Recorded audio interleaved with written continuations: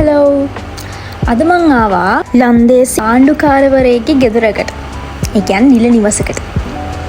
කොහෙද මේ තමයි පෙටාවල තියෙන ඩච්මන් මියුසියම් එක. ඉතින් දැකලා නැති අයට බලා ගන්නත්, දන්නේ නැති අයට දැනගන්නත් තමයි මම අද මේ වීඩියෝ එක අරගෙන ආවේ. දිගටම රැගෙන තියෙන වීඩියෝ එකත් එක්ක.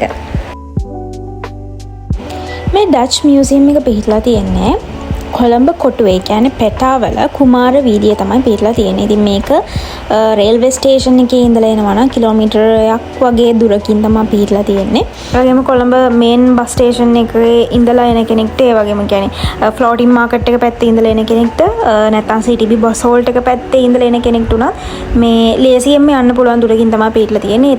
මේක ඇතුළට යන ටිකට් එක රුපියල් 100ක් වගේ අය කරනවා වැඩි හිටියන්ට, සහ ළමයිට රුපියල් 50ක් වගේ මුදලක්. මේ නිවස 1656-1796 කියන්නේ කොළඹ ලන්දේසි පාලන කාලේ ඉදිවුණු නිවසක්. මේ නිවස ලංකාවේ ඩච් ගවර්නර් වුණු වෑන් රී කියන ගවර්නර්ගේ නිවස කියලා තමයි කියන්නේ.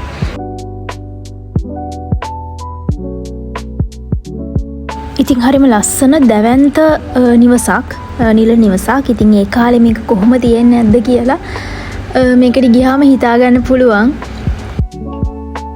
මේ නිවසේ මැද මිදුලක් තිබිලා තියෙනවා. දැන් නම් ඒක ඇත්තටම ගරා වැටිලා කියන්නේ මේක ප්‍රතිසංස්කරණය කරන ගමන් තියෙන්නේ. ඉතින් ඒ කාලේ හැබැයි මේක ලස්සනට තිබිලා තියෙනවා. මේ තියෙන ෆොටෝස් වල ඔයාලට පේනවා ඇති. ලස්සන මැද මිදුලක් තිබිලා තියෙනවා, ලස්සන ගාඩන් එකක් එක්ක.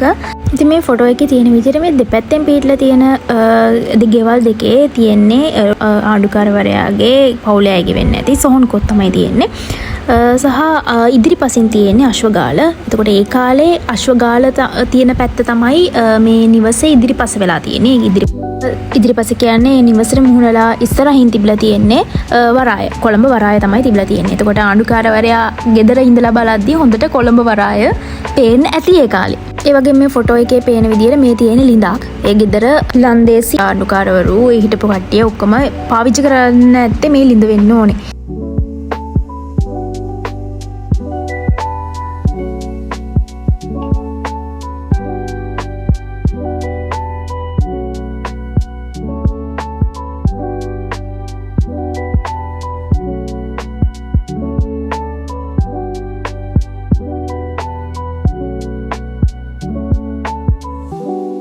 මේක නම් හරි ෂෝක් සැප ඇඳක් වගේ.